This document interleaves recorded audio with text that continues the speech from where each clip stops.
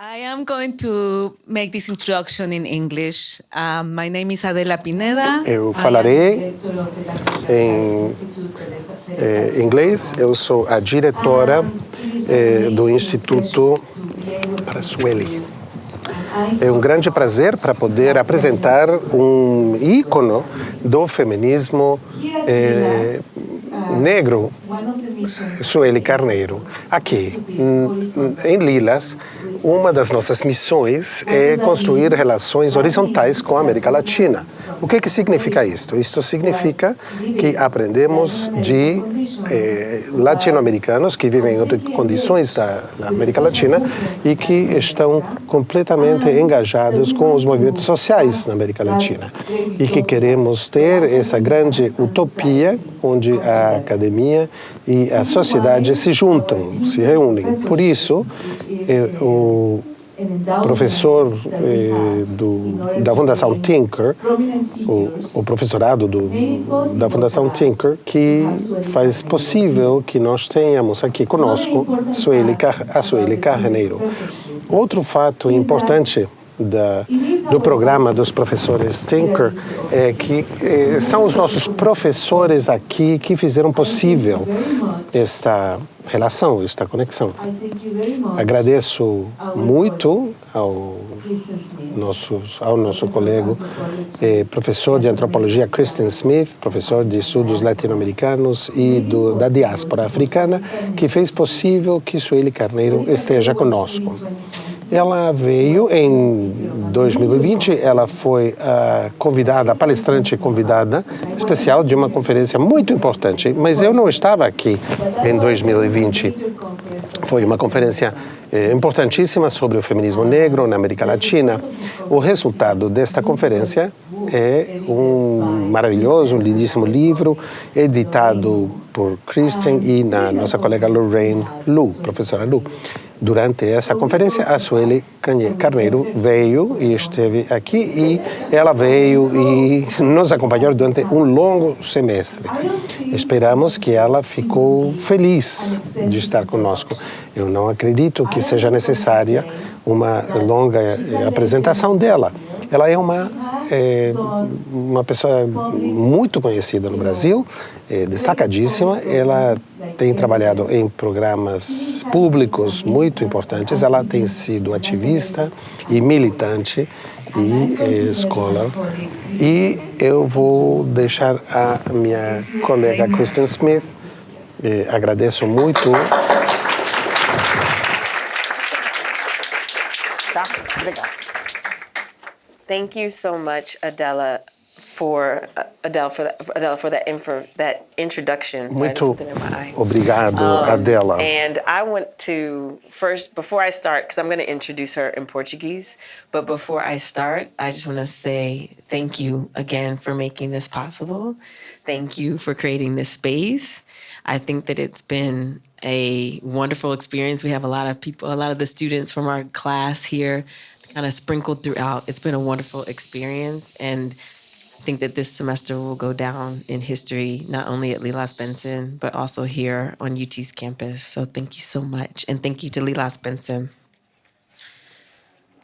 I'm sensitive to the translators as well. Okay. Boa tarde a todos, todas e todes. Meu nome é Kristen Smith. E eu sou professora do Departamento de Estudos Afros, estudos antropologia, estudos da mulher de gênero, estudos latino-americanos, ou seja, eu faço parte do campus inteiro, né? Mas hoje eu tenho a imensa honra de apresentar nossa professora querida, visitante, Tinker, doutora Sueli Carneiro. Conheci a doutora Sueli Carneiro em 2020, quando a professora Lorraine Lu e eu organizamos a conferência Black Women's Contributions to the Americas para o Lausanne Lung Conference, aqui no Lilas Benson. Naquela época, embora que eu não tivesse tido o prazer de conhecer a doutora Carneiro pessoalmente, conhecia muito bem seu trabalho e a grande influência que ela tem e teve no movimento feminista negro no Brasil. Ela é uma das fundadoras originais do movimento. E ela é, sem embelezamento, a madrinha do feminismo negro no Brasil. Mas isso não é tudo. E eu ia dizer, na verdade, a madrinha do feminismo negro das Américas, né? Mas quem sou eu? Ela falou, menos. Muita calma nessa hora. Ela me conhece já, eu sou assim. Mas isso não é tudo. Ela também é filósofa, uma intelectual pública, uma tour de force política, uma estrategista política. Em suma, ela é uma lenda viva. Ela vai me matar também, mas tudo bem. Ela é também, sinceramente, uma das pessoas mais gentis, generosas e mais astutas e... Mentira. Tá difícil, gente. Tá difícil. Que tive o prazer de conhecer na minha vida. Sueli Carneiro é autora de 2 livros, Escrito de uma Vida e Dispositivos de Racialidade, a construção do outro como não ser, como fundamento do ser, que é baseada na tese de doutorado dela na USP. Ela é autora de inúmeros ensaios. Ela também é uma das colaboradoras do meu livro mais recente com Lorraine Liu, Black Feminist Constellations, que será lançado oficialmente pela Universidade do Texas Press, dia 5 de dezembro deste ano. Mas se você perguntar para ela quem ela diria que ela é uma ativista e não uma acadêmica. Ela é uma intelectual orgânica, ela diria. Na verdade, o seu currículo ativista é incomparável. Ela foi uma das estrategistas por trás da Marcha das Mulheres Negras, por trás da Marcha de Zumbi das Palmares. Eu posso listar até as horas, mas eu não vou. Tem muita coisa que ela já organizou no Brasil há muitos anos. E ela também, antes de mais nada, é a fundadora do GLADES, Instituto da Mulher, a organização de mulheres negras com a maior trajetória do Brasil, fundado em dia 30 de abril de 1988, que ela continua liderando. Em 2022, entrei em contato com ela corajosamente para convidá-la a se candidatar ao cargo de professora visitante Tinker aqui no Lilas. Digo com ousadia, porque a doutora Sueli normalmente não aceita esse tipo de convite. Na verdade, este é o primeiro convite desse tipo que ela aceita. Mas segui em frente e convidei ela mesmo assim, porque sabia que nossos alunos e nosso campus tinham muito a aprender com ela. Na verdade, o seu curso deste semestre, Epistemologias Feministas Negras, foi uma experiência única que todos e todas dos alunos irão lembrar sem dúvida. Quero terminar simplesmente agradecendo a doutora Sueli por estar aqui conosco e dizer publicamente que sou eternamente grata pelo privilégio e pela honra de recebê-la aqui em Austin. Esta foi realmente uma das experiências de aprendizado mais ricas e gratificantes da minha vida. Quero encerrar estas boas-vindas simplesmente relendo um poema especial que pedi à eminente poetista, Elisandra Souza, a escrever para a doutora Sueli quando ela ganhou o prêmio Kalman Silvert, que é o Lifetime Achievement Award de LASA, Associação de Estudos Latino-Americanos. Isso é de 2002. O título do poema é Oriqui para Sueli. Peço licença, bato cabeça, para a rainha que abre caminhos. Como pantera negra, corre grande velocidade em curta distância. Distrai o distraído, silêncio o silêncio, forjado no ferro e no fogo. Ela que vem na frente, parindo liberdade para as mais novas. Seus ensinamentos se tornam ações decisivas. Nunca recusou uma luta por justiça. livre e inquieta, beijo seu uri, morada da sabedoria, banho seu corpo com ouro, abençoa o seu ventre e lei de Luanda. Sueli, saldo seu poder feminino, acolho todas as suas palavras, escritos de uma vida. Axé.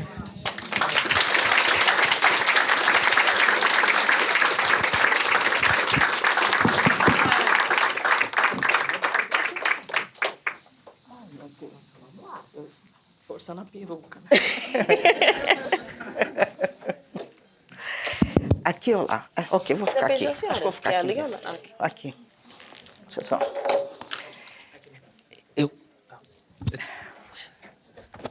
Ok. Eu já tinha ficado calma, mas depois desses exageros todos aqui, eu comecei a ter taquicardia de novo. Então agora, vamos que vamos, né? Vocês sabem que eu sou muito pouco, como eu vou dizer, convencional. Eu não combino muito, digamos, com os rococó típicos da academia. Então, vai ser como der, né? Tenho que agradecer a generosidade das palavras de Adele, né? É uma coisa, assim, comovente. E pedir que vocês façam descontos, né, dos exageros todos de Kristen Smith, a meu respeito, né? E vamos ver se eu faço jus a todos esses exageros, né, que foram colocados aqui. Né? Fazer o quê, né? Vamos lá. Começando. Bom dia a todas, todos e todes, ok? Então, quero aproveitar esse momento para manifestar publicamente o meu agradecimento à professora Kristen Smith pelo honroso convite que ela me fez em nome do Lilas Benson, não é? Para, como professora visitante, ministrar o curso Feminismos Negros no Brasil e na América Latina.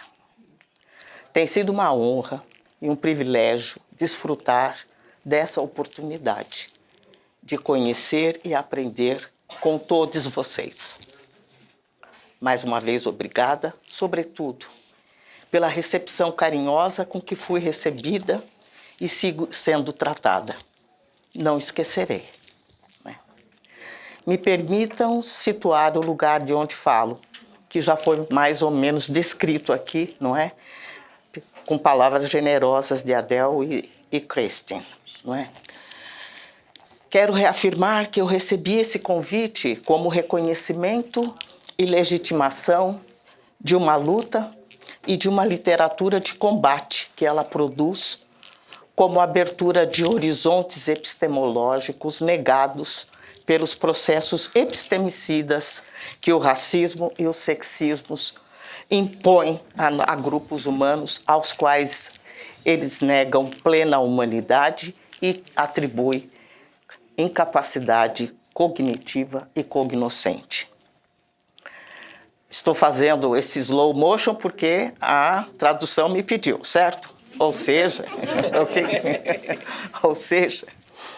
as práticas seculares de dominação racial e de gênero vêm nos desafiando à produção de contranarrativas, à disputa pela verdade histórica, vem nos desafiando a desvelar os mecanismos que articulam e organizam esses sistemas de opressão.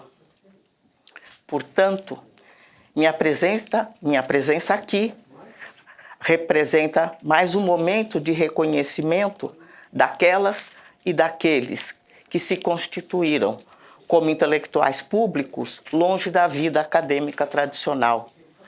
Pessoas que são portadoras de repertórios, argumentos, categorias e noções que estão a serviço do ativismo político em resposta às urgências que o combate ao racismo e ao sexismo estabelecem para protagonistas dessas lutas na esfera pública. Nessa condição de partícipe de uma luta coletiva de desnaturalização da hegemonia masculina, pela desnaturalização da supremacia branca e da cis-heteronormatividade, uma exigência ética e um pressuposto para a construção de um país mais justo e igualitário, me couberam tarefas políticas, tais como desagregar racialmente dados censitários para produzir evidências das desigualdades entre as mulheres brasileiras, tarefa realizada em 1985 em parceria com Teresa Santos, militante histórica do movimento negro, com a publicação Mulher Negra, Política Governamental e a Mulher, publicação na qual, pela primeira vez, os dados socioeconômicos relativos às mulheres foram desagregados por cor, o que nos permitiu demonstrar o peso do racismo na subalternidade social experimentada pelas mulheres negras e a consequente necessidade de que as políticas públicas enfrentem essas desigualdades raciais intragênero, sob pena das mulheres negras permanecerem socialmente nos patamares inferiores da sociedade. Nos coube afirmar valores culturais negro-africanos que sustentam a identidade e resistência das mulheres negras, o que fizemos com a pesquisa intitulada O Poder Feminino no Culto aos Orixás, de 1982. Tudo que eu digo, século XVIII, né? Nos coube, né?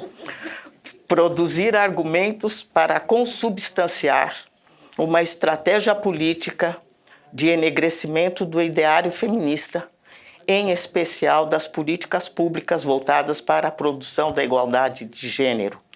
Tarefa realizada com um ensaio intitulado Enegrecer o Feminismo, a situação da mulher negra na América Latina, a partir de uma perspectiva de gênero, de 2003.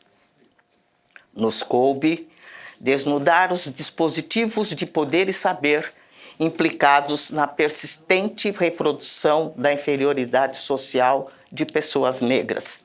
Tese de doutorado de 2005, que resultou no livro Dispositivo de Racialidade, já mencionado por Christine.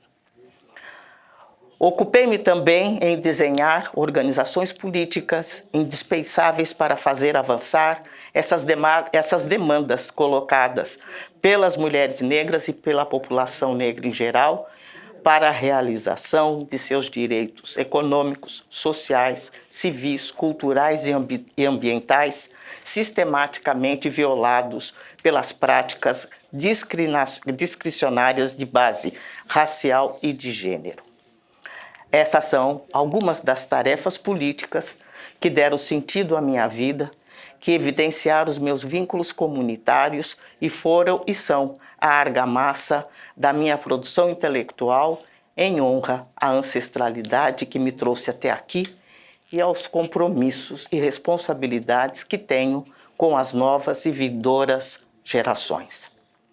Portanto, procurei ao longo da minha trajetória fazer da reflexão intelectual e sua escrevivência, como diz Conceição Evaristo, uma espada, como convém a uma filha de Ogum que eu sou. Uma espada com a qual venho esgrimindo no bom combate pelas causas mais justas da humanidade, que são para mim a conquista da igualdade e equidade de gênero e raça. A crítica teórica e a ação política das mulheres negras nos permitiu construir uma agenda política específica de combate às desigualdades de gênero e intragênero, uma agenda que afirma e dá visibilidade a uma perspectiva feminista negra que emerge dessa condição específica de ser mulher, negra e, em geral, pobre. Uma agenda que afirma o papel que essa perspectiva tem na luta antirracista e na luta antissexista no Brasil. Uma agenda que tornou inescapável a necessidade de enegrecer a agenda feminista de forma a torná-la de fato representativa das necessidades e interesses do conjunto das mulheres brasileiras e latino-americanas. Esse protagonismo das mulheres negras brasileiras e latino-americanas se encontra relatado em suas conquistas e desafios no livro recém-lançado nesta universidade, organizado pelas professoras Kristen Smith e Lorraine Liu, Black Feminist Constellation, do qual eu tenho a honra de também participar. Portanto, é desse lugar que falo, das lutas de mulheres e homens negros em incansável busca pela realização de seus sonhos de liberdade e igualdade sistematicamente aviltados pelo racismo e o sexismo. Então, no que consiste a questão racial no Brasil, e por que faremos Palmares de novo? A questão racial no Brasil consiste, para mim, na sistemática reprodução do privilégio social branco e da indigência social negra. E isso não se dá por vaticínio de nenhuma natureza, é projeto e vem sendo executado com esmero.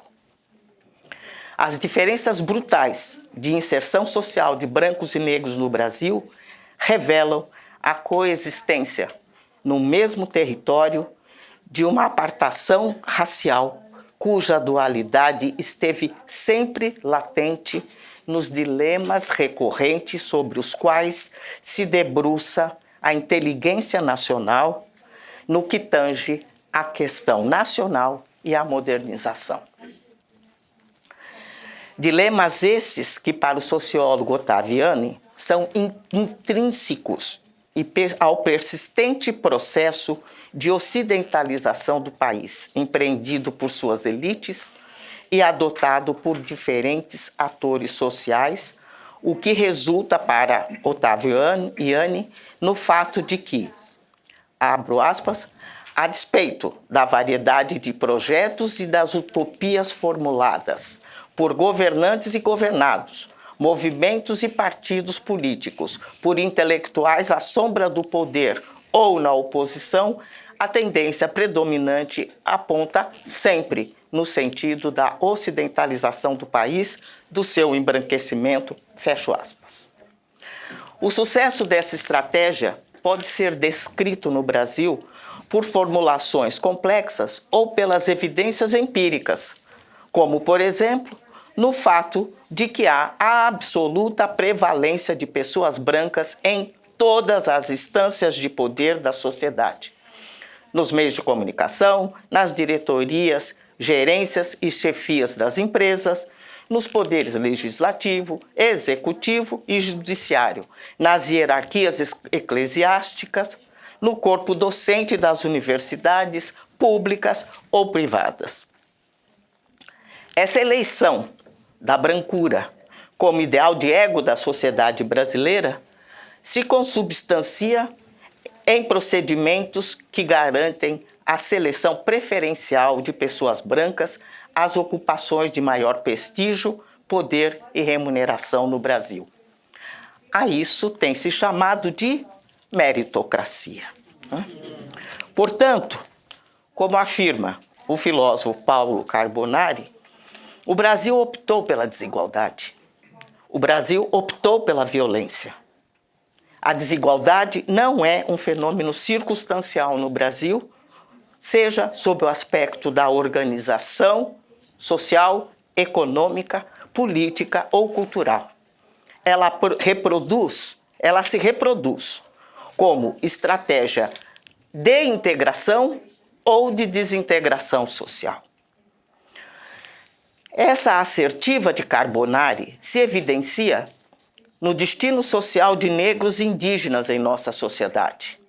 Negros abandonados à própria sorte no pós-abolição e os indígenas quase exterminados, preteridos ambos do processo de industrialização nascente pela política eugenista de branqueamento da sociedade pela imigração europeia para substituir esses estoques raciais indesejáveis.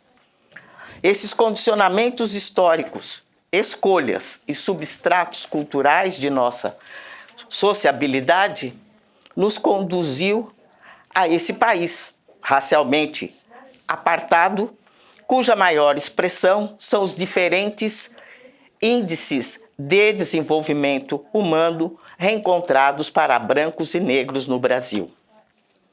O Índice de Desenvolvimento Humano, IDH, desagregado por cor, foi desenvolvido pioneiramente pelo professor Marcelo Paixão, que acho que vocês não conhecem, né? e a historiadora Vânia Santana, que uma ferramenta que ofereceu uma imagem abrangente do progresso de negros e brancos na sociedade brasileira, evidenciando o fosso de desigualdade entre elas. A atualização dessa metodologia pelo PNUD revela que, em 2021, o IDH do Brasil ocupava a posição 87 no ranking mundial, considerado um IDH alto para o padrão das Nações Unidas. Porém, quando os dados são desagregados por cor, a população branca brasileira sobe para a posição 57, figurando entre os países considerados de IDH muito alto, segundo o ranking do PNUD. Em contrapartida, quando esses dados são desagregados, a população negra despenca para a posição 102 do IDH mundial. Essa é a medida da desigualdade entre brancos e negros, em termos de longevidade, educação e renda, que são as métricas, não é, do IDH, e que se agravam sobremaneira quando se aprofunda esse indicador com o recorte de gênero, configurando aquele matriarcado da miséria a que estão expostas as mulheres negras brasileiras. Portanto, a racialidade impõe trajetórias diferenciadas para negros e brancos no Brasil, na medida em que a cor da pele branca funciona como um passaporte para as melhores oportunidades da vida social, em detrimento da negritude que habita hoje a zona do não ser, nos bolsões de pobreza e miséria, nas atividades informais precarizadas e insalubres, onde se encontra a maioria absoluta da nossa população. Esse mundo branco, asséptico, do qual o outro indesejado foi expurgado e que ostenta um índice de desenvolvimento compatível ao de países desenvolvidos, esse mundo branco asséptico que funciona como um clube privê, racialmente homogêneo, no qual os não brancos são admitidos apenas para servir, tem impacto decisivo na qualidade da democracia que experimentamos no Brasil desde sempre. Tem impacto decisivo no déficit democrático que nós experimentamos no Brasil desde sempre. É por essas e outras que, como disse Milton Santos, as chamadas classes médias, as chamadas classes superiores, incluindo as classes médias, jamais quiseram ser cidadãs no Brasil. E os pobres jamais puderam ser cidadãos no Brasil. As classes médias, diz Milton Santos, foram condicionadas a apenas querer privilégios e não direitos. E isso é, para Milton Santos, um dado essencial para o entendimento do Brasil, de como os partidos se organizam e funcionam, de como a política se dá, de como a sociedade se move. No Brasil, riqueza, prestígio e poder circulam e se revezam exclusivamente entre brancos em todas as esferas da sociedade. Para Roseli Fishman, é essa desracialização que a democracia reclama. Diante da evidência de que negros e negras em postos de autoridade pública são em quantidade mínima, em especial quando consideramos o que representam percentualmente no conjunto da população brasileira, 57%. Esse fato interfere no exercício do poder e na construção democrática, que sem a presença efetiva da população brasileira representada será sempre de menor qualidade. Portanto, trata-se de requerimento democrático. Roseli Fishman ressalta ainda, lembrando Adorno, que a única forma de derrubar preconceitos e discriminação é com a presença direta dos que são alvos dessa exclusão nas instâncias do poder. Por isso, queremos uma mulher negra na Suprema Corte do Brasil, o STF, não é? Ok. Aproveitar. Por fim, diz Roseli Fishman, a pluralidade humana é a face visível do pluralismo político e o seu contrário é o autoritarismo. Na esfera social, a ausência da pluralidade humana nos diferentes níveis de hierarquia social reflete o totalitarismo racial no monopólio dos racialmente hegemônicos na esfera pública. No entanto, essa realidade social brutal sempre foi intencionalmente descaracterizada de seu componente racial, por duas matrizes políticas e ideológicas que orientam ou informam o pensamento social brasileiro. De um lado, o mito da democracia racial, que, como nos apontou o sociólogo Carlos Rasenbalg, ao desracializar as sociedades latino-americanas, prestou-se ao ocultamento das desigualdades raciais, funcionando como uma poderosa construção ideológica cujo principal efeito tem sido manter as diferenças interraciais fora da arena política, criando severos limites às demandas dos negros por igualdade racial. Essas condições apontadas por Rasenbalg mostram que o mito da democracia racial, longe de ser exclusividade brasileira, é recorrente em toda a América Latina, o que vem permitindo que a visão da democracia e cidadania em nossos países venha se constituindo, tendo por paradigma as necessidades e interesses das populações brancas, desconsiderando-se as desigualdades existentes entre os diferentes segmentos raciais e com impactos importantes na percepção da interseccionalidade das desigualdades de raça e gênero nas violações de direitos humanos no Brasil e na América Latina. De outro lado, a força do pensamento de esquerda na região, que ao privilegiar a perspectiva analítica da luta de classes, tornam irrelevantes as desigualdades raciais, obscurecendo o fato da raça ser determinante na configuração, inclusive, da estrutura de classe em nossos países.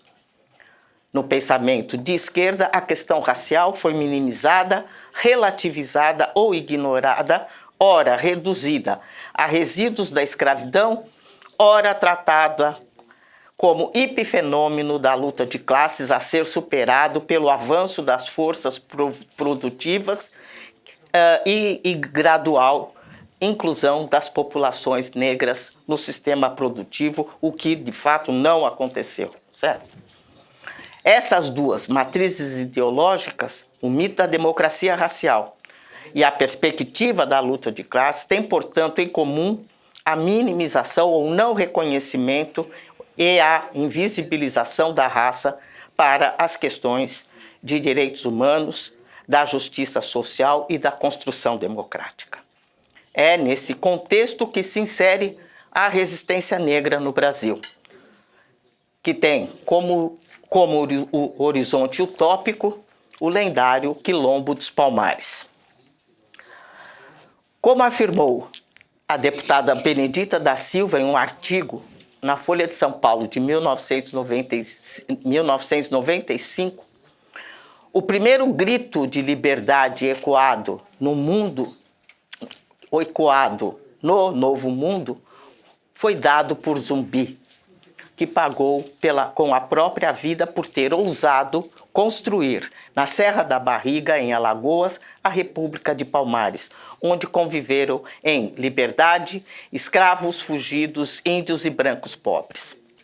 A organização de quilombos foi uma modalidade de resistência negra generalizada no território nacional, cujos remanescentes se encontram organizados em luta nos dias atuais em defesa de suas terras ancestrais e contra a violência ambiental que se abate sobre seus territórios.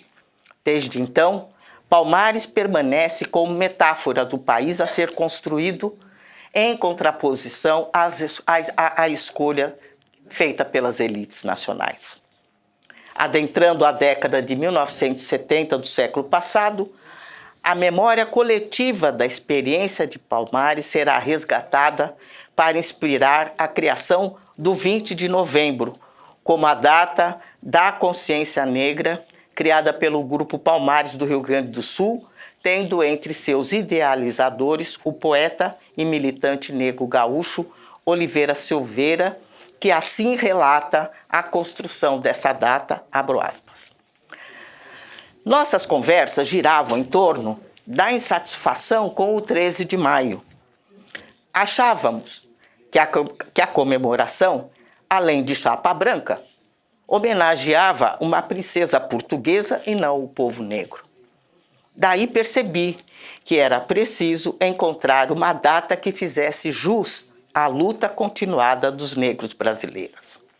E foi o que ele fez. Atirou-se aos livros e mergulhou na importância do Quilombo dos Palmares. Assim, em 20 de novembro de 1971, em Porto Alegre, foi realizada uma homenagem a Zumbi dos Palmares com intenção de exaltação da negritude. Diz ainda o poeta Oliveira Silveira. Compareceram umas 20 pessoas, mas todas da maior qualidade. Saiu na imprensa que Zumbi seria homenageado por negros do teatro. O pessoal da censura exigiu que mostrássemos a eles a programação. Não esqueçamos que estamos em plena ditadura militar. O que a ditadura e a maioria da população não imaginavam, o que não imaginavam, era que aquela reunião de gatos pingados negros e entre eles um ou dois brancos seria a inauguração de uma data evocativa de luta que nascia para fazer história. E que história! Ali nasceu o que seria instituído o Dia Nacional da Consciência Negra, festejado nacionalmente no mês de novembro. Uma data que é exprimido entre o dia 15 de novembro,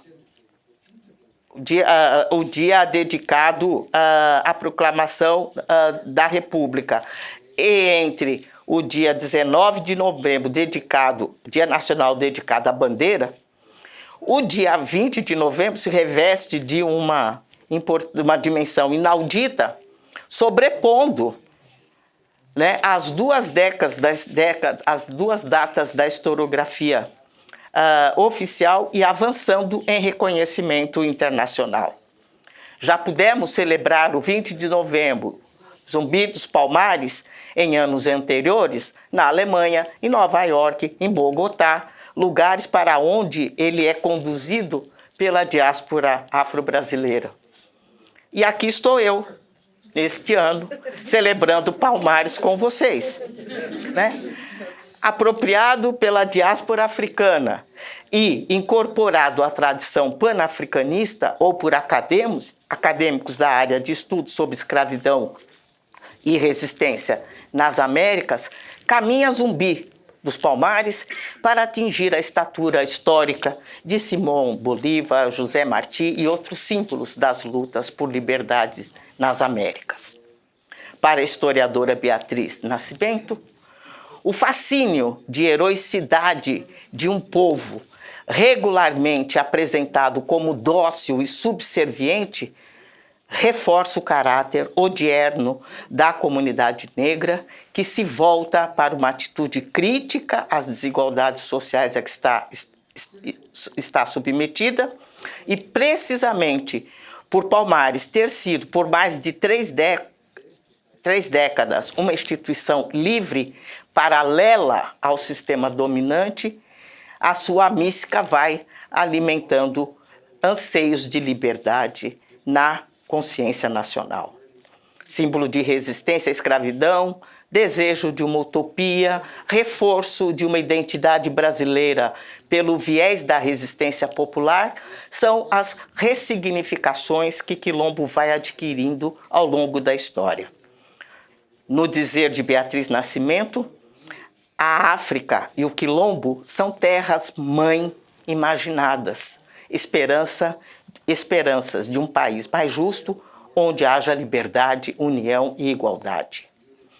Caminhando em direção dessa terra-mãe imaginada, na busca desse devir palmarino, nos últimos 50 anos, os movimentos negros e de mulheres negras no Brasil conquistaram a criminalização do racismo na Constituição Cidadã de 1988, que tornou o racismo crime inafiançável e imprescritível, que era, até então, mera contravenção penal com penalidades irrelevantes. Agravamos a pena do crime de injúria no Código Penal quando ele ocorresse por motivação racial. E, recentemente, esse crime foi também equiparado ao crime de racismo, se tornando inafiançável e imprescritível. Inscrevemos na Constituição o direito de propriedade aos remanescentes das comunidades dos quilombos, ainda sistematicamente violados. Conquistamos órgãos governamentais de promoção da igualdade racial nas esferas municipal, estadual e federal. Inscrevemos no segundo Plano Nacional de Políticas Públicas para as Mulheres o combate ao racismo, ao sexismo e à lesbofobia como elementos essenciais do combate ideológico indispensável para a promoção da igualdade de gênero e raça. Formulamos o Plano Nacional de Saúde da População Negra, fazendo o Estado brasileiro reconhecer a desigualdade na expectativa de vida de negros e brancos, nos padrões diferenciados de morbidade e mortalidade e as medidas necessárias para a correção do fato de que negros e negras morrem desproporcionalmente mais por causas evitáveis e preveníveis. Com a Lei 10.639 de 2003, conquistamos a obrigatoriedade do ensino da história da África e da cultura afro-brasileira nas escolas brasileiras, uma das mais antigas reivindicações do movimento negro. Com o Estatuto da Igualdade Racial, buscamos dar base legal nacional às recomendações da Plataforma de Ação da Conferência de Durban contra o Racismo. Conquistamos a expansão dos direitos trabalhistas das empregadas domésticas, prioridade de todos os mandatos parlamentares da deputada Benedita da Silva, em parceria com lideranças das empregadas domésticas. A sociedade civil negra faz a sua parte. Luta, se organiza, reivindica o que se espera do exercício da cidadania no Estado democrático de direitos. Mas vê os seus esforços minados e frustrados pela ausência efetiva de implementação de suas conquistas, o que mina a confiança na experiência democrática e em sua capacidade de prover plena igualdade. É nesse contexto que surge a Coalizão Negra por Direitos em 2019, uma nova organização nacional do movimento negro brasileiro que agrega em seu interior mais de 200 organizações negras do país. A coalizão foi a resposta necessária para um momento de desconstrução de direitos arduamente conquistados em lutas que na história recente datam desde o processo constituinte, que culminou na Constituição Cidadã de 1988, como procurei demonstrar. Desconstrução de direitos arduamente conquistadas por um governo de evidente, não é, inspiração fascista, que dominou a cena política do país, promovendo toda sorte de retrocesso em termos de política social no Brasil. A coalizão surge, portanto, em resposta à descontinuidade das políticas de promoção da igualdade racial, em resposta a esse fascismo crescente, com sua licença para matar impunemente, que tem por alvo fundamental a negritude brasileira. Surge em repúdio à democracia insuficiente e parcial que nos caracteriza, afirmando peremptoriamente que, com racismo, não há democracia. Então, a Coalizão Negra por Direitos é, como metáfora, uma federação de mais de 200 quilombos, com intenso protagonismo de mulheres negras e que vem contemporaneamente exigindo a radicalização da experiência democrática brasileira para que ela possa abrigar os sonhos libertários que Palmares vem inspirando.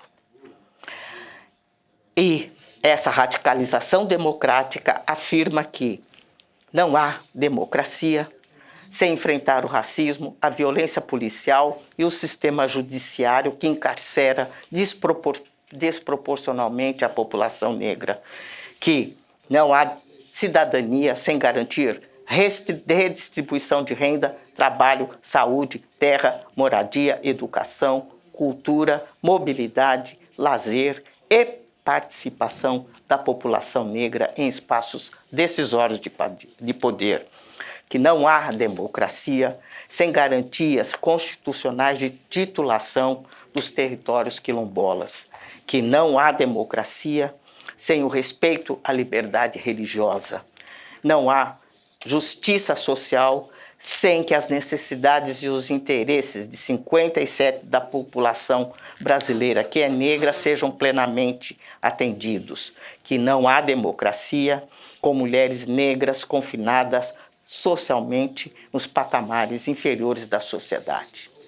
Essa plataforma política e a agenda de reivindicações que organizam, que impulsionam a luta das organizações negras faz dos movimentos negros brasileiros agentes civilizatórios de nossa sociedade. Com as cotas raciais nas universidades, promovemos a democratização do acesso de negros e negras ao nível universitário e tornamos os campos universitários num espetáculo inédito de diversidade racial e étnica. Portanto, fazendo Palmares de novo. Em outubro último, o Congresso aprovou a revisão da Lei de Cotas com vagas na pós-graduação, tendo por relatora na Câmara dos Deputados a deputada negra Dandara Tonanzi e no Senado o senador negro Paulo Paim. Em 31 de outubro último, o presidente Lula sancionou lei que inclui Beatriz do Nascimento no livro dos heróis e heroínas da pátria, em reconhecimento à importante participação de Beatriz Nascimento na retomada dos movimentos sociais negros no início dos anos de 1980 e nas pesquisas acadêmicas sobre quilombos, resistência cultural negra e racismo. O projeto é de autoria do senador Paulo Paim e foi relatado na Câmara dos Deputados por Benedita da Silva e Laura Carneiro. Acabamos de conquistar uma bancada negra no Congresso Nacional, uma representação política que buscamos desde sempre e inspirou, e que essa busca inspirou a ação política Quilombo nos Palmares, iniciado nas últimas eleições e que ansiamos nos levará mais perto de fazermos Palmares de novo. O Ministério da Educação, da Igualdade Racial acaba de anunciar a destinação de 5 milhões para comunidades quilombolas de Alcântara, no Maranhão. É uma ação política que foi construída em conjunto com a Associação dos Territórios Étnicos Quilombolas de Alcântara e o Movimento de Mulheres de Alcântara e outros autores sociais fazendo Palmares de novo. Mas fazer Palmares de novo é responsabilidade exclusiva do lado oprimido das relações raciais? O filósofo Charles Mills nos diz que, sob a égide do contrato racial, todos os brancos são beneficiários, a despeito de sua vontade, das vantagens que o racismo produz. Mas, ele diz, nem todas as pessoas brancas são necessariamente signatários desse contrato perverso e excludente. E é isso o que nos oferece a possibilidade de alianças, que nos possibilita agir em concerto, numa construção coletiva da ação antirracista necessária para romper com a lógica excludente desse pacto perverso que nos rebaixa em humanidade a todos, sejamos brancos ou negros. E o primeiro passo para o rompimento dessa dinâmica é o seu reconhecimento. Essa exigência ética tem angariado adesões fora da bolha dos movimentos negros e da racialidade negra, impulsionando um antirracismo branco solidário às pautas dos movimentos negros nacionais, que, embora ainda tímido, manifesta potencial de crescimento, se afirmando como não signatário do pacto perverso instituído pelo racismo e os privilégios que ele assegura para o grupo racial hegemônico em detrimento da oferta de cidadania para todas, todos e todes. Nesse sentido, o jurista Oscar Vilhena avança na reflexão sobre os desafios que se impõem aos não signatários das perversidades do contrato racial, sobretudo na atual conjuntura em que o ódio racial passa a se manifestar cada vez mais com mais violência e sem nenhum constrangimento. Para Vilhena, neste momento, não basta ser contrário ao racismo. É preciso fazer mais. É imperativo colocar o enfrentamento do racismo no centro da vida política nacional, defender e fortalecer políticas afirmativas, alterar práticas corporativas, reformar as agências de aplicação da lei e reprimir juridicamente condutas discriminatórias e racistas que permeiam as nossas relações cotidianas. Segue Vilhena, sem enfrentar o racismo, jamais superaremos a desigualdade econômica, a marginalização social, a opressão e a violência. Sem derrotar o racismo, jamais nos humanizaremos como nação.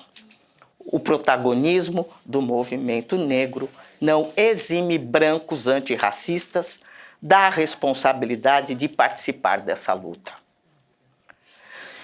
Por outro lado, o avanço da consciência negra, do avanço da consciência negra emerge uma nova geração de negras e negros combatentes, uma geração mais apta para dar saltos qualitativos no nosso processo de organização política, na formulação de políticas públicas, de promoção da igualdade e equidade de gênero e raça e nas estratégias de combate ao racismo. É isso que se afirma na fala de Manuela Moraes, estudante negra, presidente do Centro Acadêmico 11 de Agosto da Faculdade de Direito do Largo São Francisco. Disse ela em 11 de agosto de 2022, por ocasião da Carta às Brasileiras e aos Brasileiros em defesa do Estado Democrático de Direito, ato político de grande envergadura da sociedade civil brasileira contra as ameaças de ruptura institucional do governo passado. Disse Manuela Moraes naquela oportunidade: é preciso ousar sonhar e caminhar no sentido real da luta por uma democracia ainda inexistente nesse país. Não queremos a democracia da fome, a democracia das chacinas e tampouco a democracia dos ricos. Queremos a antítese da democracia que temos hoje, a democracia da diversidade, dos trabalhadores, uma democracia real. Queremos a democracia dos povos e todos os povos na democracia. Se antes as universidades eram para poucos, hoje novos rostos, cores e saberes diversificam os espaços de poder político e intelectual no Brasil, disse a estudante. Nós, que éramos os outros, agora fazemos parte dessa nova carta. Somos jovens das quebradas, das favelas, termina Manuela Moraes. E eu digo, se assim é, Manuela, então faremos Palmares de novo. Então, somos sobreviventes e testemunhas de um experimento colonial que foi substituído por processos de marginalização social ditados pelo racismo e o sexismo, que resultou numa população majoritária que luta em defesa de sua dignidade humana há séculos. Essa experiência brutal explica o nosso apreço pela liberdade. Liberdade que é para nós um princípio inegociável. Essa experiência brutal também nos inscreveu no paradigma do outro, do não ser. E aí, nesse lugar onde o eurocentrismo europeu nos colocou, aprendemos como se produzem subjetividades subalternas e hegemônicas, escravos e senhores. Porque assistimos aquelas crianças brancas que alimentamos, que fizemos adormecer em nossos braços confiantes, se tornarem enfeitores, comerciantes de carne humana, torturadores de negros revoltados, estupradores de escravas. Mas é daquela experiência brutal que sabemos que tanto podemos educar as pessoas para discriminar e oprimir, como para respeitar, acolher e se enriquecer com as diferenças raciais, étnicas e culturais dos seres humanos. Esse é o desafio posto para o futuro. A valorização e o reconhecimento da integridade humana de todos, todas e todos. Isso torna-se para nós, então, um pré-requisito e mais um fundamento ético para a reconciliação de todos os seres humanos.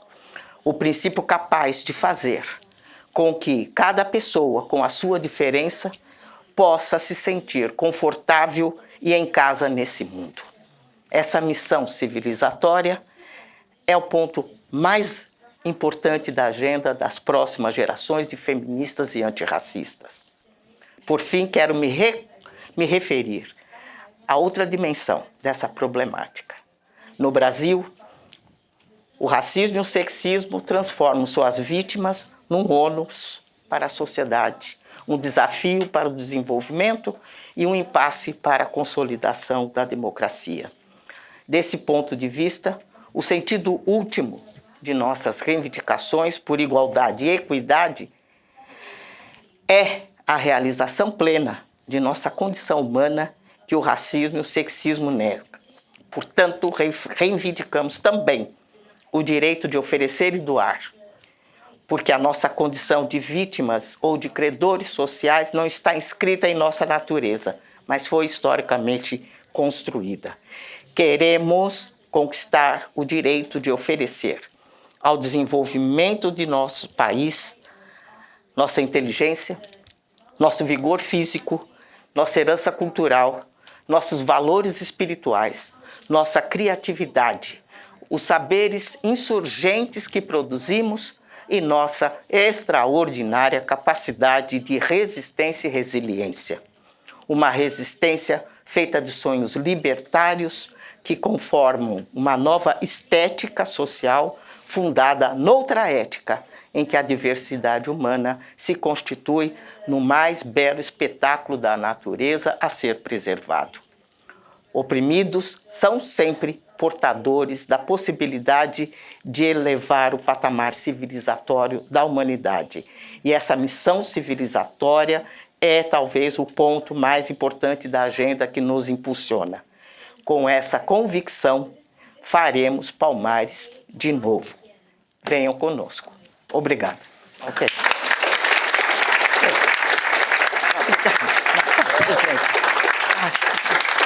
Obrigada.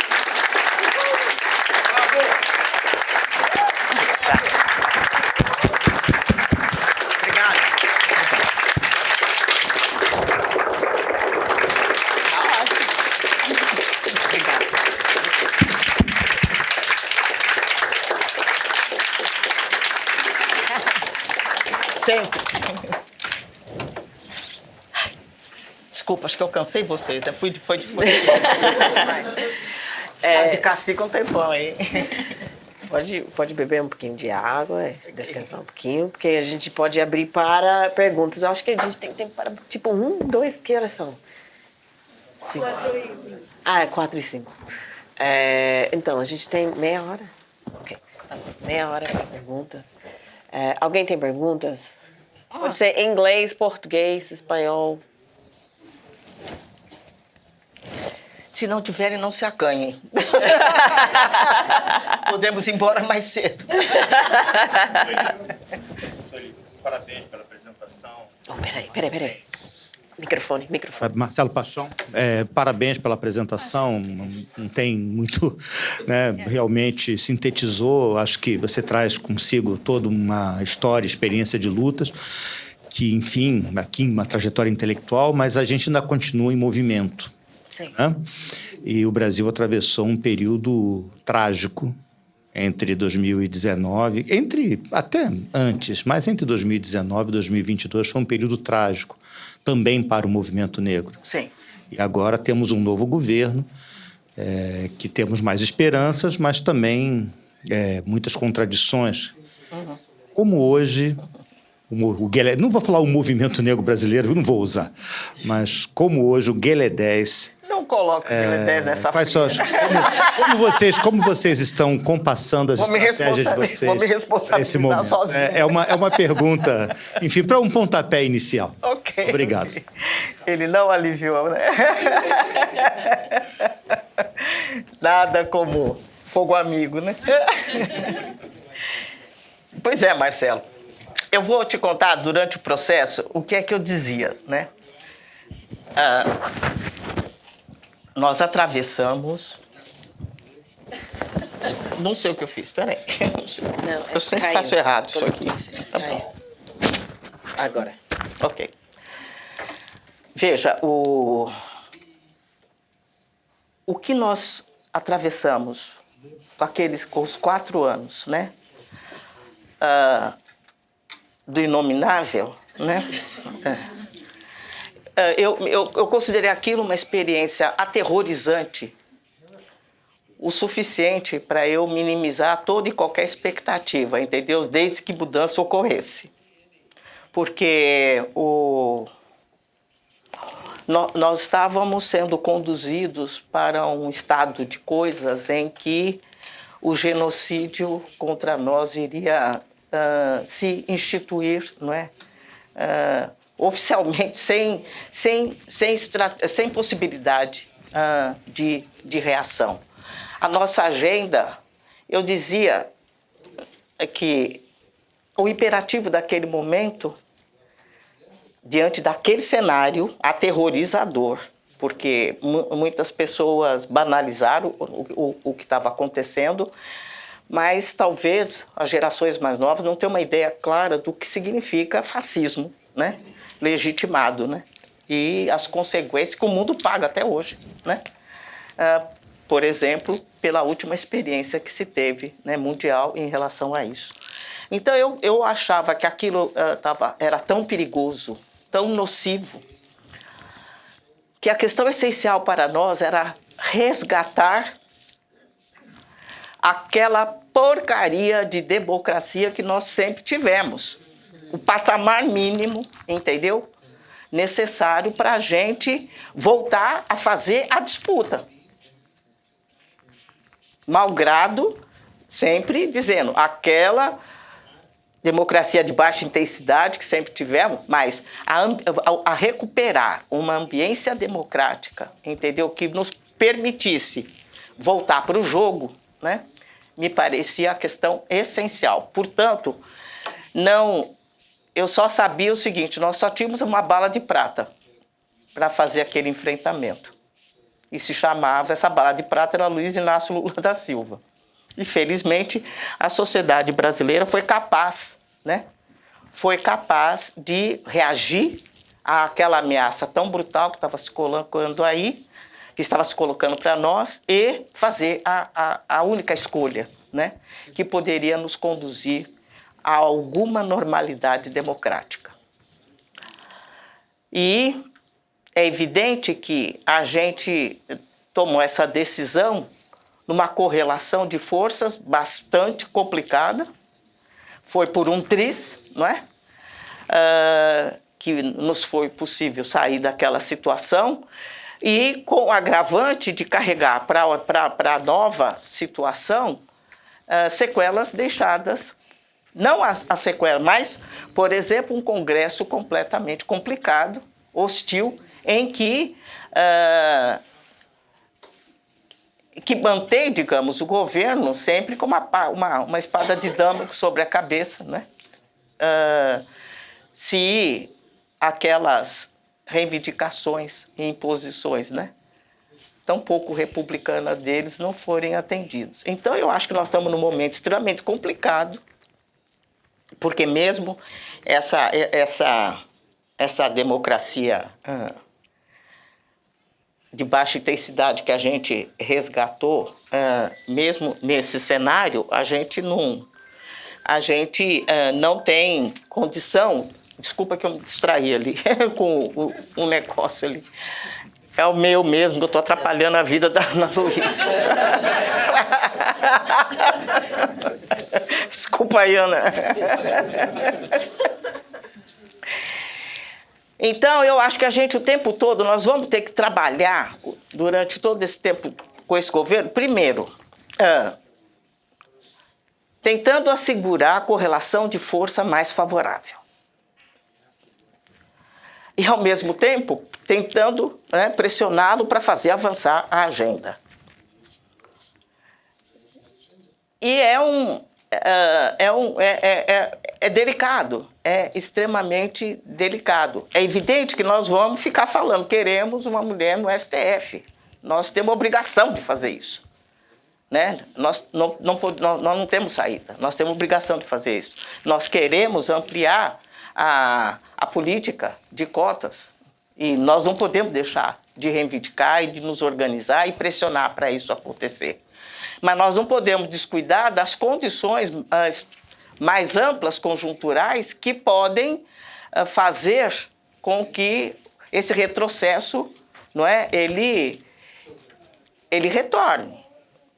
A gente está assistindo o que está acontecendo nesse país aqui. Então, andei prestando atenção nas estatísticas aí, das previsões eleitorais aqui. Nós temos o correspondente lá, esperando. Ele está inelegível, mas os asseclas dele não. Então, os riscos que nós corremos, o fantasma do fascismo está ali, presente e eminente na sociedade brasileira. Está nas redes sociais, em larga escala, está em todo canto. Então, eu acho que nós temos... Nem sempre a luta pela democracia no Brasil, ela contemplou as nossas necessidades e interesses. Mas sem ela, o nosso risco é maior de retrocesso. Então, eu creio que nós estamos, entendeu, nesse nível de contradição o tempo todo, fazendo a pressão que a nossa condição e a nossa luta exige, mas também de olho nos elementos, entendeu, que podem desestabilizar e que extrapola a nossa situação, que podem se complicar de tal maneira que impeça de novo, entendeu, o nosso processo organizativo e a nossa condição de fazer a disputa na sociedade. É um balanço difícil, perigoso, né? Mas eu acho que é onde estamos. E considerando que eu disse que tem uma bancada negra para festejar, tem, então é uma novidade. Nós nunca tivemos isso. Há um ano atrás, nós corríamos o risco de ter a política de cotas raciais nas universidades totalmente eliminada, porque a correlação de força sinalizava nessa direção. Eu fiz parte das pessoas que lutaram para que aquilo não entrasse em pauta no Congresso, porque eu tinha certeza da derrota que a gente teria com a carga daquele Congresso. O Congresso atual piorou, e assim nós conseguimos manter, quer dizer, nesse ano foi possível manter e expandir a política de cotas raciais na universidade. Então, nós estamos trabalhando o tempo todo na contradição entre o novo que luta para emergir e o velho que se recusa a morrer. E é esse o cenário onde a gente se encontra o tempo todo. Uma hora a gente ganha, uma hora a gente perde, né? Mas nós temos um desafio enorme no próximo ano, que tem eleições novamente, e tem toda uma organização dessa força fascista no Brasil, dizendo que vão fazer uma maioria absoluta nas prefeituras do país. Eles pretendem fazer 1000 prefeitos. Os números que eu ouvi. Isso é uma tragédia, se a gente consente. Você, melhor do que eu, sabe todas as implicações disso, né? Então, veja, a gente pode, descuidando disso, a gente pode estar construindo, né, a inviabilidade, né, dessa agenda que está, bem ou mal, essa agenda racial que está andando, né, com todas as limitações que a gente historicamente conhece e que em outros governos apareceram, inclusive progressista. A gente tem esses avanços e a questão da segurança pública não se move no Brasil, seja com esquerda ou com direita. A matança de jovens negros permanece. Então, isso é um desafio crônico que a gente tem. A gente bota X meninos na universidade e eles matam X mais alguma coisa. Então, isso é uma das coisas mais trágicas e uma das dimensões mais dramáticas da luta que se trava no cotidiano no Brasil. Desculpe se eu me alonguei, mas assim, sei que você acho que não era o que você queria ouvir, mas é o que está acontecendo. Mas é a real, pode crer. Oi. O microfone, peraí. O microfone.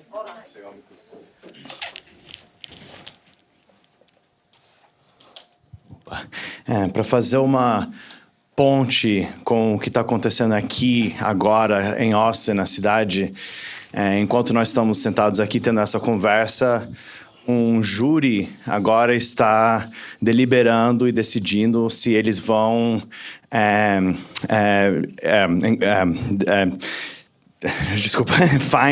se eles vão ver que o policial chamado Christopher Taylor é culpado de assassinar um jovem negro latino chamado Mike Ramos aqui na cidade. É a primeira vez na história do Texas que um policial foi indiciado por assassinar um jovem negro, né? Por assassinar alguém. Então, o júri agora está deliberando. Durante as últimas semanas está ocorrendo esse caso. E pensando nisso, pensando sobre as lutas no Brasil com relação à tremenda, imensa violência policial, a violência da polícia em São Paulo, no Rio de Janeiro, como que está esse progresso ou esse movimento em torno da questão da violência policial, da brutalidade policial contra a comunidade negra no Brasil? Esse é o maior desafio. Seu nome? João Paulo. Né, João Paulo, é o maior desafio. As organizações negras seguem denunciando sistematicamente, buscando interferir nos diferentes projetos que se ensaiam na sociedade brasileira, né, de reforma da política de segurança pública,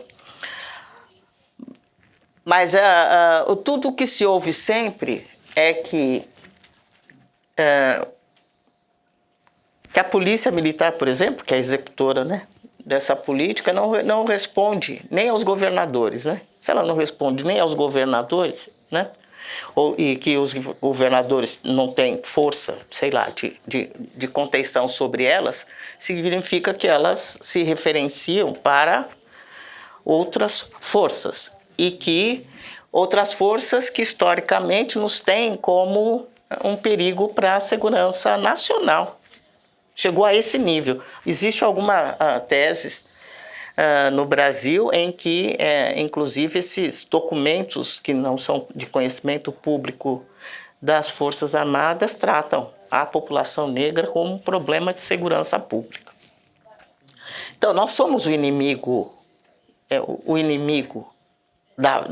né, no país. Nós estamos instituídos como o inimigo interno a ser combatido e abatido. E são poucas existem várias iniciativas, né, de grupos que se estruturam para, por exemplo, lutar pela legalização, né, das drogas, por reparação, uma política de legalização das drogas que transforme, inclusive, o exército, né, nosso disponível, não é, para a exploração desse tipo de coisa em agentes a serem reparados no contexto de política de legalização. Se fala muito também no Brasil, esses grupos costumam se referenciar muito na experiência daqui. A experiência de que houve algum processo de legalização e que, quando se regulamenta, esse comércio passa a ser apropriado pela branquitude, em detrimento dos sujeitos que historicamente manejavam esse tipo de coisa. Então já existe uma preocupação, sobretudo do pessoal que milita junto às comunidades de favela, no sentido de tentar assegurar que, num processo de legalização, esses meninos sofram um processo de reparação, tornando-se agentes legais, né, do comércio dessa. São algumas das questões. Eu não sou especialista nisso e não tenho militância específica aí. Eu estou te dizendo um pouco o panorama, que é pequeno, dos grupos que estão envolvidos com isso. Se alguém tiver alguma outra informação, Ana, que trabalha lá diretamente com essa população, fiquem à vontade para contribuir aqui. Eu agradeço todo o esclarecimento. Você tem alguma coisa a acrescentar? Eu acho que o que existe de concreto é a área mais dura, né, para ser. Não tem nenhuma dimensão mais brutal da questão racial no Brasil do que isso, mas há alguns sinais de novos protagonismos em torno desse tema. Esses dias eu recebi uma notícia que eu achei uma coisa absolutamente auspiciosa. Vocês sabem que uma importante liderança quilombola, Mãe Bernadette, foi assassinada, né? E é um dos casos mais emblemáticos, né, do descaso, né, e da violência racial aqui. Nós estamos submetidos especialmente às populações quilombolas. E eu recebi a notícia de que um escritório de advocacia nosso vai assumir a responsabilidade de fazer uma perícia autônoma e independente, né, sobre todo o processo que culminou com o assassinato dela.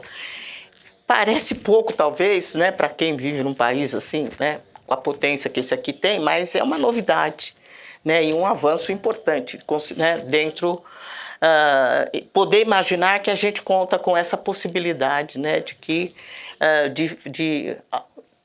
está sendo patrocinado, né, nesse momento uma estratégia que nos permite fazer essa perícia independente, né, e isso também sinaliza alteração nas formas tradicionais de filantropia no Brasil, que via de regra não se envolve, não é? Foge de questões dessa natureza, e é alguma coisa também que está sendo apoiada pela filantropia, né,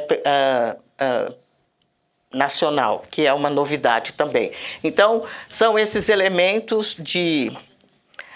que coloca também, por exemplo, que tipo de apoio um antirracismo, não é?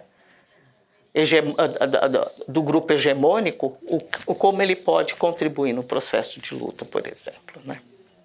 Sustentar, por exemplo, protagonismos ainda incipientes, né?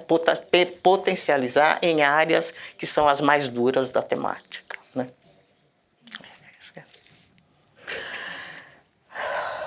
Podemos? Eu vou perguntar em inglês, tá bem? Sim. Kristen pode traduzir. Você me traduz. Pode ser. Então, Tá bom. Ana, você socorre. It's just a follow-up question from Marcelo's about the paradox of democracy and the specter of fascism, not only in Brazil, but in all of Latin America and other countries in the world. And in your experience, thinking about what you said about the new generations having more opportunities to kind of like take advantage of the long-standing struggle that the movement has done, what is it exactly that these new generations can do in order to fight against fascism? Because it seems sometimes that fascism is coming out through democratic processes. Like many countries, you know, the fascist candidates are getting popular votes. And is this a phenomenon that has to do with the complexity and fenômeno que tem a ver fragmentation? com a complexidade e a fragmentação de sociedade, do papel econômico pela nova mídia, como mídia corporativa, etc. Então, pensando na sua própria trajetória, o que novas gerações podem fazer para lutar nesse cenário? Contra esse cenário.